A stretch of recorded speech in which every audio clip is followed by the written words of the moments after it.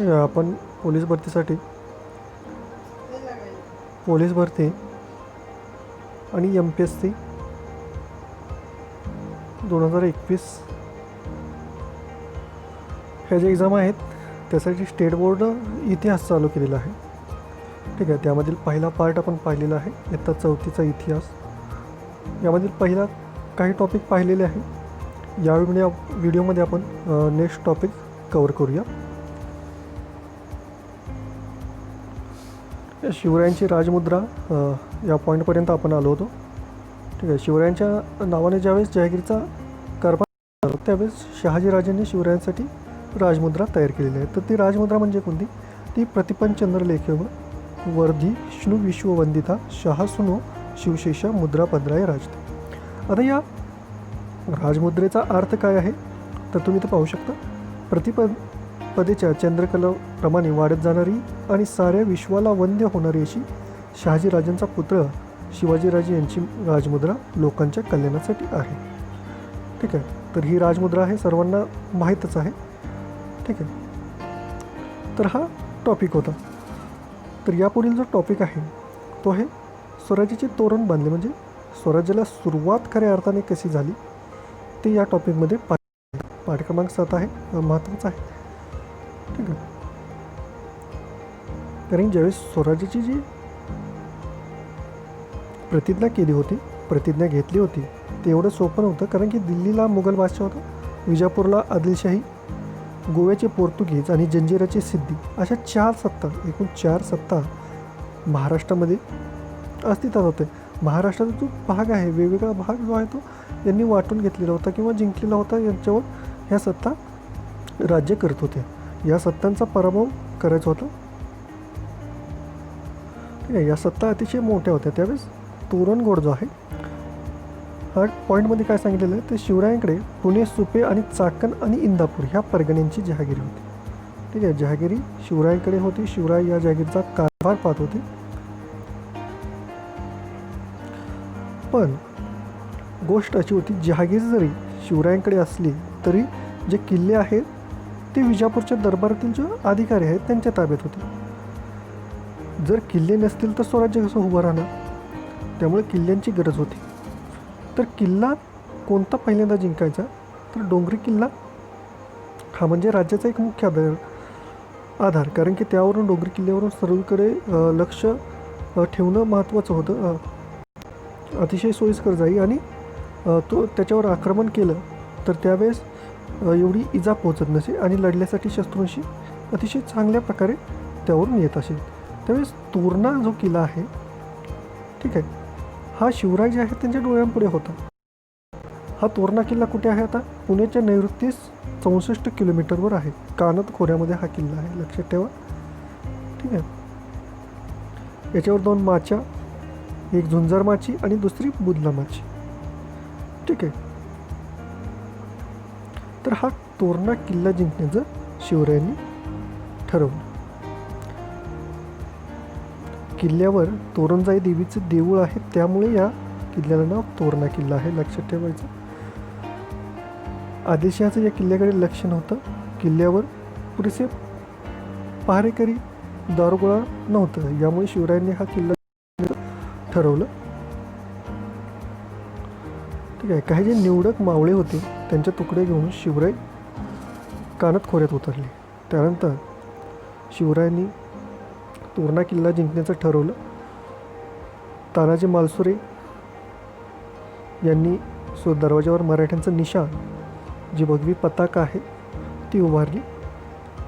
इसाजी कंक होते,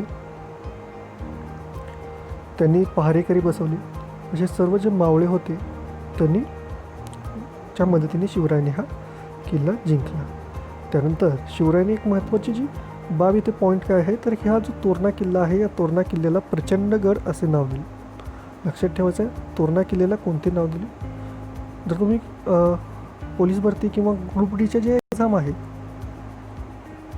त्यामध्ये हा प्रश्न विचारला जाऊ शकतो. ठीक आहे, आपल्याला वाटेल सोपा आहे, आपण याकडे लक्ष देणार नाही, पण या अशा पॉईंटवर सुद्धा प्रश्न विचारले जातात.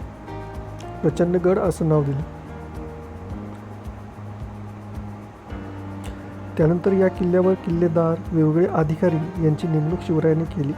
महत्त्वाचे आपण पॉईंट पाहणार आहोत कारण की आपल्याकडे वेळ जास्त नाही आहे. ठीक आहे. जातीभेद शिवरायांनी केला नाही. हे इथं तुम्ही लक्षात घेऊ शकता. इथं तुमच्या स्क्रीनवर दिसत आहे की वेगवेगळ्या जाती जमातीतील शूर माणसे नेमलेली आहेत. याच वेळेस किल्ल्याची दुरुस्ती ज्यावेळेस करणार होते, करू लागले, त्यावेळेस मोहराने भरलेल्या 4 घागरे सापडलेले आहेत. ठीक आहे. आणि हे धन जे आहे, हे धन स्वराज्यासाठी खर्चले गेले. त्यानंतर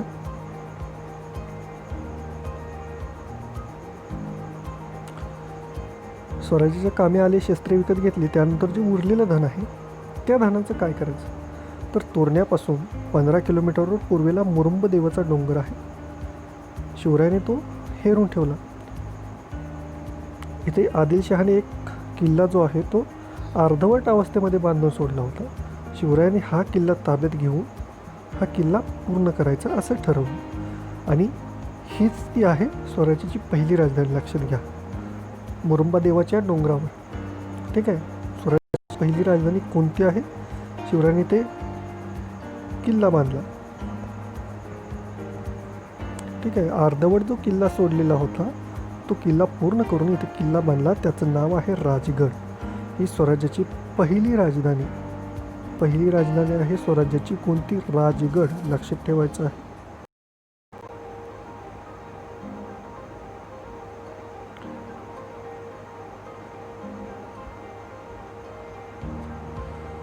त्याचबरोबर ज्यावेळेस ही स्वराज्य चालू होतं, स्वराज्य चालू झालं, त्यावेळेस जे काही जे लुष्ट लोक होते, मावळामध्ये जे राहत होते, त्यांनी जे ठाणेदार आहेत आदिलशहाचे, त्यांच्याकडे शिवरायांविरुद्धच्या तक्रारी चालू केल्या.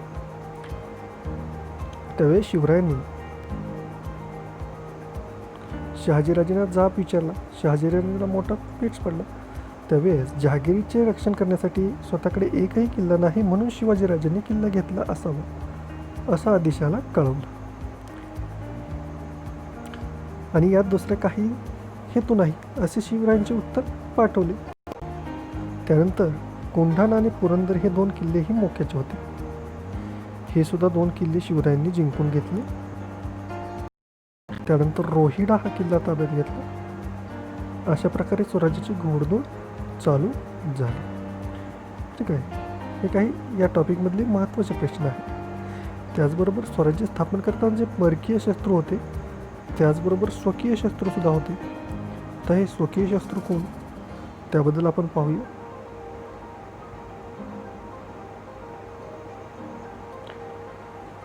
खंडोजा आणि बाजी घोरपडे हे सरदार आदिलशहाच्या चाकरीत होते. आदिलशहाने त्यांना शिवरायांच्या विरोधात चितवले. त्यामुळे त्यांनी कोंढाणा जो भाग आहे त्यामध्ये धुमाकूळ माजवला. शिवरायांनी त्यांना पेटवून लावलेले आहे. त्याचबरोबर फलटणचे बजाजी नाईक निंबाळकर, शिवरायांना त्यांच्यासुद्धा विरोधामध्ये जाऊन कारवाया कराव्या लागल्या, लढाई कराव्या लागल्या. कारण की ते शिवरायांचे मेहुणे असून सुद्धा शिवरायांनी त्यांची स्वराज्यामध्ये जो अडवा येईल त्याची गय केलेली नाही.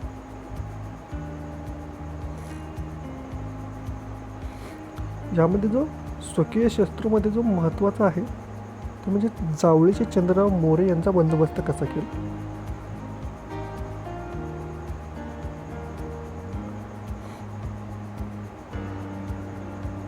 ठीक आहे. दौलतराव मोरे यांच्याकडे जावळी होती, जावळीची जागीर होती. त्यांचे 1645 साली मरण पावला आणि त्यांच्या वारसामध्ये तंटे सुरू झाले. त्यानंतर शिवरायांच्या मदतीने यशवंतराव मोरे हा गादीवर बसला. जावळीच्या चंद्रराव म्हणून बसला. त्यावेळी यशवंतरावने शिवरायांना खंडी देण्याची कबूल केली, पण गादीवर बसल्यावर तो सारे विसरला आणि बेपर्वाईने वागू लागला, प्रजेला त्रास देऊ लागला. त्यामुळे त्याचा बंदोबस्त शिवरायांना करावा लागला. ठीक आहे. शिवरायाने पहिल्यांदा त्यांना एक पत्र पाठवले, पण त्याचा काही उपयोग झाला नाही.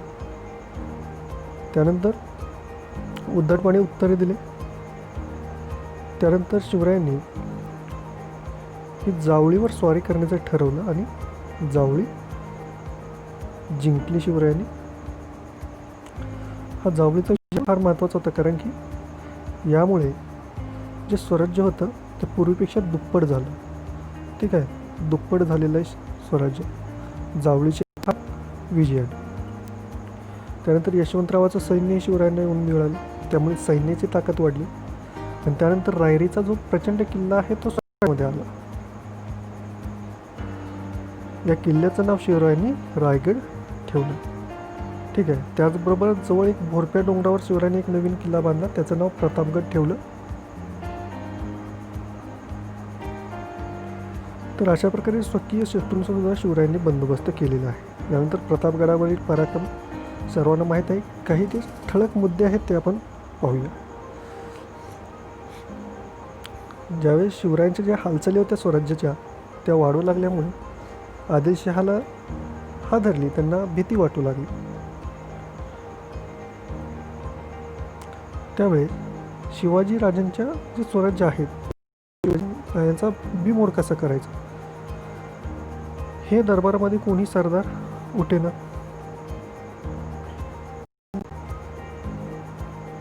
त्यावेळेस अफझल खान आहे याने विडा उचलला आणि तो म्हणला की त्यांना ठार मारून विजापुरी आणतोच आणतो.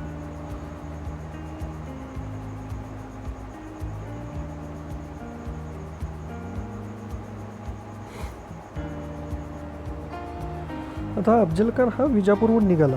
पण अफजल खान हा 12 वर्षे वाईचा सुभेदार होता, त्यामुळे त्याला हा जो मुलूक आहे स्वराज्याचा त्याची खूप माहिती होती, त्याला संपूर्ण माहिती होती. ठीक आहे, त्यामुळे तो अतिशय आत्मविश्वासाने किंवा अभिमानाने निघाला स्वराज्यावर. ज्यावेळेस शिवरायांनी स्वराज्यावरचं संकट ओळखलं त्यावेळेस ते राजगडावर होते. अफजल खान चालून येतो आहे ही बातमी कळली. त्यानंतर शिवरायांनी विचार केला की याच्याशी शक्तीने नाही तर युक्तीने लढले पाहिजे. त्यानंतर शिवराय प्रतापगडावर आले.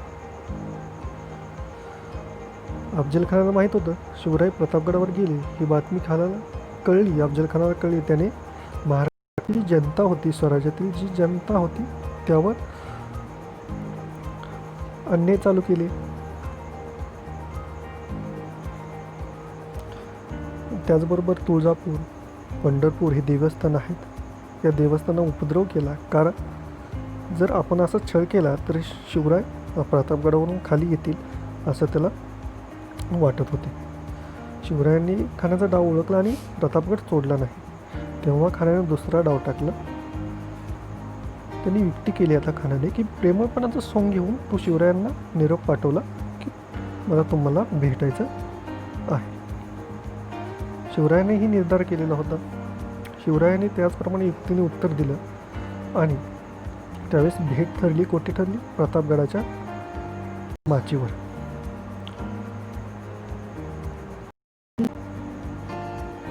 शिवरायांनी तयारी केली पूर्ण. चिलखत, वाघनखे, बिचवा, जिरेटोप, पट्टा हे सर्व जे हत्यारं आहे सर्व तयारीनिशी शिवराय भेटायला गेले. कारण की शिवरायांना माहीत होतं खान हा कपटी आहे, काही ना काही दागा करणार. आणि शिवरायांनी अशा प्रकारे तयारीने गेले आणि खानाने दागा केला.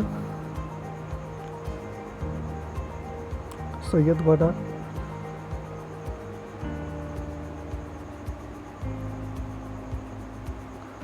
हा अफजल खानाबरोबर होता.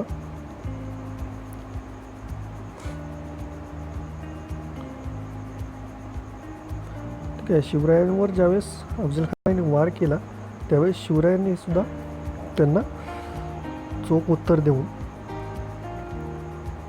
पोटामध्ये बिचवा खुपसला आणि खानाला मारून टाकला. तेवढ्यात कृष्णाजी भास्कर हा वकील आला पुढे, त्यालाही शिवरायांनी ठार मारले. ही खणाखणी ऐकून बडा सय्यद शामियान्यामध्ये आला.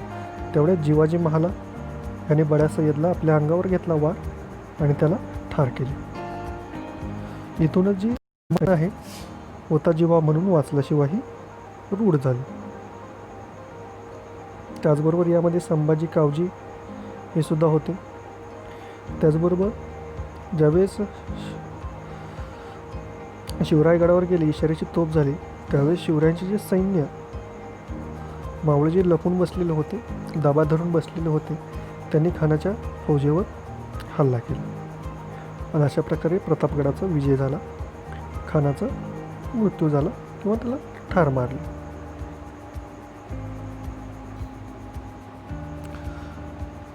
नेक्स्ट टॉपिक आहे 10वा. शर्तीने खिंड लढवली, पन्हाळा जिंकला आणि अतिशय चिडला. अफजलखानाचा वध झाला, त्यामुळे विजापुरामध्ये हाहाकार माजला.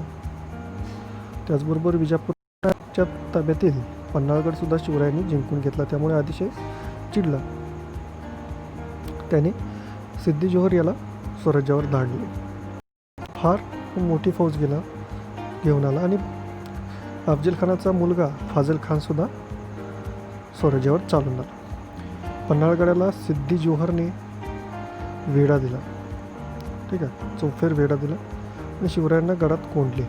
पावसाळे दिवस होते असल्याने पावसाळा सुरू झाला, पण सिद्दी जोहरने हा वेढा उठवला नाही.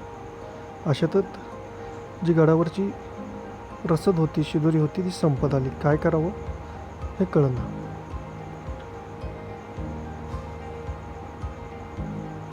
त्यावेळी शिवरायांनी सांगितलं की लवकरच किल्ला तुमच्या स्वाधीन करतो, असा निरोप त्यांनी सिद्धीला पाठवला. सिद्ध खुश झाला, तो कबूल झाला. वेड्याच्या कामाने सिद्धीचे सैनिकसुद्धा कंटाळले होते. शिवराय शरण येत आहेत हे करून त्यांनी आनंद झाला. अशाच वेळेत शिवरायांनी एक युक्ती करून वेड्यातून निष्ठा ठरवली. त्यावेळेस 2 पालख्या तयार केल्या.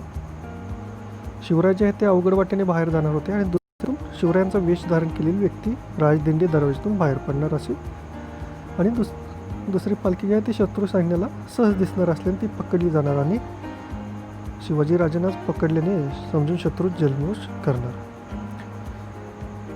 पण या कामगिरीसाठी कोण तयार झालं तर शिवा काशीद हे तयार झाले. शिवरायांच्या सेवेतील होतं ते केशभूषा करणारे. त्यांना दुसऱ्या पालखीमध्ये बसून आणि ती राजदिंडीमधून बाहेर पडली. ती पकडली, शिवरायांना पकडली असे समजून ती सिद्दी जोहरच्या छावणीत नेली आणि शिवराय दुसऱ्या वाटेने गडाबाहेर पडले. त्याचबरोबर सोबत शिवरायांच्या बाजीप्रभू देशपांडे होते आणि त्यांचे निवडक सेवक बांदल देशमुख हे होते.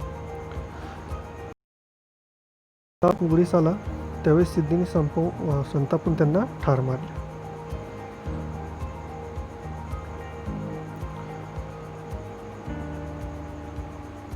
सिद्धीचं सैनिक सुद्धा जोराने खिंडीकडे धावत होतं. आता विशाळ गडा गाठणे कठीण असे बाजीप्रभूंना वाटले. त्यावेळेस बाजीप्रभूंनी ती खिंड लढवली.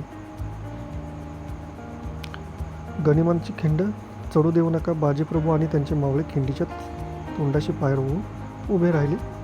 खिंडीतील वाट बिकट नागमोडी होती. 3-4 माणसे कशीबशी वर चढू शकत होती.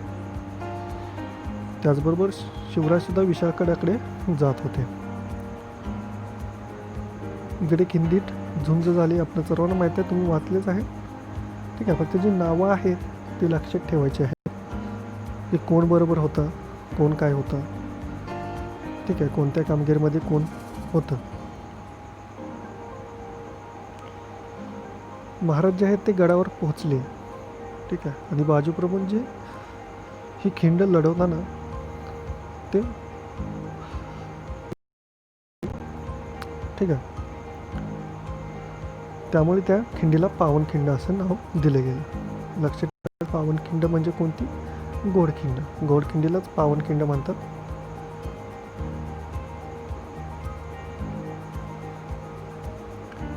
यानंतर नेक्स्ट टॉपिक आहे शाहिस्तेखानाची फजिती.